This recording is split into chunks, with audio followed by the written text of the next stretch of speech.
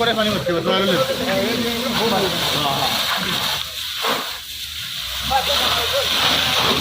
নড়াইলের শামুকখোলা গ্রামে শত্রুতার জেরে ব্যবসায়ীর প্রাইভেট কারে আগুন। মোহাম্মদ আজিজুর বিশ্বাসের পাঠানো তথ্য ও ভিডিও চিত্রে বিস্তারিত। নড়াইলের লোহাগড়া উপজেলার সৈয়দ মাহমুদ হাসান নামে এক ব্যবসায়ীর প্রাইভেট কারে আগুন দিয়েছে দুর্বৃত্তরা। আগুনে প্রাইভেট কারটি সম্পূর্ণ পুড়ে গেছে। শনিবার ঈদের দিন দিবাগত রাত 3:30টার দিকে উপজেলার নোয়াগ্রাম ইউনিয়নের শামুকখোলা গ্রামে এই ঘটনা ঘটে। ভুক্তভোগী সৈয়দ মাহমুদ হাসান উপজেলার নোয়াগ্রাম ইউনিয়নের শামুকখোলা গ্রামের সৈয়দ হাফিজুর রহমানের ছেলে। তিনি পেশায় ব্যবসায়ী বলে জানা গেছে। ভুক্তভোগী মাহমুদ ও তার স্বজন সূত্রে জানা গেছে, শনিবার ঈদের দিন রাত 10:30টার দিকে ব্যবসায়ী মাহমুদ প্রাইভেট কারটি নিজ গ্রামের বাড়ি শামুকখোলায় চাচাতো ভাই কামরুলের বাড়ির পাশে পার্কিং করে রেখে কাভার দিয়ে ঢেকে রাখেন।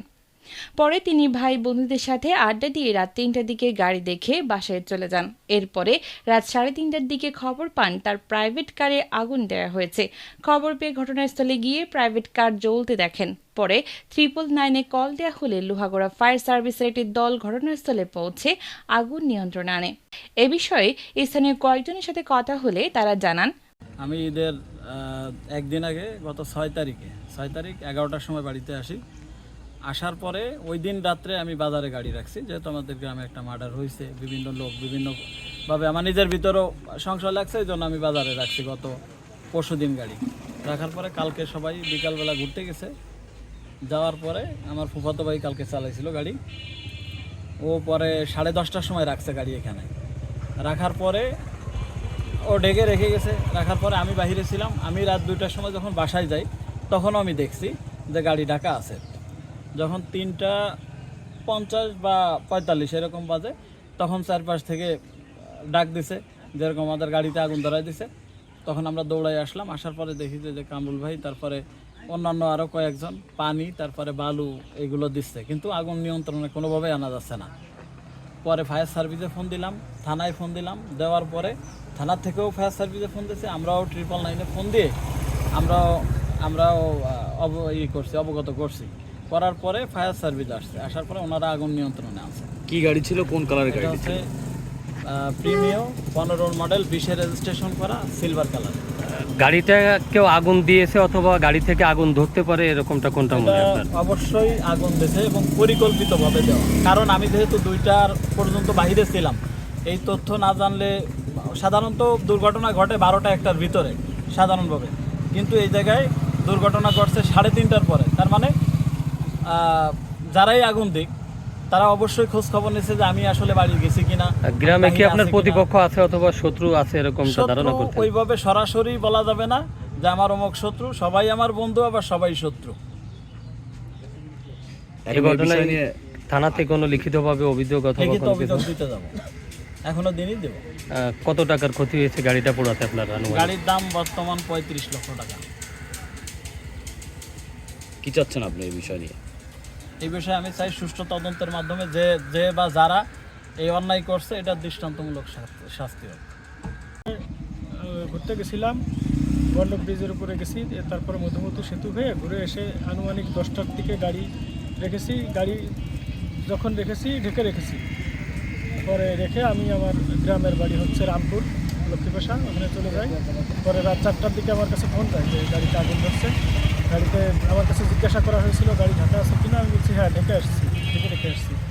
গাড়ির মালিক সৈয়দ মাহমুদ হাসান, সেও রাত 2টার সময় দেখে গেছে গাড়ি ঢাকা আছে। আসলে শত্রুতামূলক গাড়িতে আগুন দেওয়া হয়েছে অথবা এরকম কিছু ধারণা করছেন কিনা? হ্যাঁ, অবশ্যই শত্রুতামূলক পরিকল্পিতভাবে গাড়িতে আগুন দেওয়া হয়েছে। কি এই মোবাইলে দেখতে পেলাম হঠাৎ করে গাড়িতে আগুন লাগছে। গাড়িটা আসলে আমার বহুতবার ছেলের। অরিজিনালি আমি এখন আসছি শামুকখোলায় গাড়িটা দেখতে, তবে আমি শামুকখোলায় এসে যতদূর জানতে পারছি যার গাড়ি, এর মতন ভালো মানুষ আর হয় না। ওর নাম হচ্ছে মাহমুদ।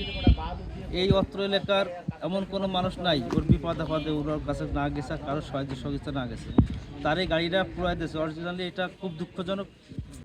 আমার ছেলে এবং আমার ভাতিজা এবং আমার ভাইরা মিলে মনে করেন কি যে পানি মারতে গেছে। আমি পানি মারতে আনুমানিক হলো 3:30টার দিকে। তখন আমি বলছি কি যে তোরা পানি মারিস না, আর যারা মহিলা যেখানে যারা আসি তোরা দূরে থাক, আমরা এই 4 জনে বালু মারছি, তারপরও গাড়িটা মূলত মালিক কে? মালিক আসলে আমার চাচতো ভাই, ওনার নাম কি? ওরা আসলে মাহমুদ, সৈয়দ মাহমুদ। উনি কি করে? উনি থাকে হলো ঢাকা সিএমএস এ আসলে কন্ট্রাক্টর, মেডিসিন কন্ট্রাক্টর। আর এই যে যার বাড়িতে ছিল, ওর বাড়ি আসলে কি যে এই যে, আর এই যে যার বাড়ির সামনে গাড়িটি ছিল ওনার এটা বাড়ি? হলো আমি আপনার বাড়ি? হ্যাঁ আমার বাড়ি, আমি সৈয়দ কামরুল ইসলাম। কামরুল ইসলাম। পরে মনে করেন কি যে আমরা, আমার ছেলে, আমি, আমার ছোট ভাই আর আসলে কি যে আমি বালু দিয়ে নিয়ন্ত্রণে আনতে পারি নাই। তখন আমার ছেলে মনে করেন কি যে ফায়ার ব্রিগেডে ফোন দেয়। ফোন দেওয়ার পরে বলছে কি যে, পরে আমার সাথে কথা বলছি, তখন বলতেছে কি যে আপনি যে কোথা থেকে? তা আমি বললাম কি যে নড়াইল লোহাগাড়া থানা, মানিকগঞ্জ বাজার, শামুকুলা গ্রামে এরকম একটা প্রাইভেট আগুন ধরিছে, এটা নিয়ন্ত্রণ করতে পারতেছি না। পরে বলছে কি যে আপনি থাকেন, আমরা কিছুক্ষণের মাধ্যমে আমাদের ফায়ার ব্রিগেড যাবে, ফায়ার ব্রিগেডে আসার পরে আমরা একসাথে নিয়ন্ত্রণ করছি আর কি। ততক্ষণে পুড়ে ছাই হয়ে গেল? হ্যাঁ, তখন মনে করেন যে প্রায় 3:30 থেকে আনুমানিক মনে করেন যে 4:30-র ভিতরে, মনে করেন 5টার ভিতরে পড়েছে। এদিকে গাড়িতে আগুন দেওয়ার ঘটনা শুনে বিভিন্ন এলাকা থেকে লোকজন এসে ভিড় জমায় শামুকখোলা গ্রামে। এ বিষয়ে লোহাগড়া থানার ভারপ্রাপ্ত কর্মকর্তা শরীফুল ইসলাম বলেন, খবর পেয়ে রাতেই পুলিশ ঘটনাস্থল পরিদর্শন করেছে। সকালে আমি নিজেই ঘটনাস্থলে গিয়েছিলাম এবং বাংলাদেশ সেনাবাহিনীর একটি টহল টিম গিয়েছিল। এই ঘটনায় লিখিত অভিযোগ পেলে তদন্ত করে পরবর্তী আইনি ব্যবস্থা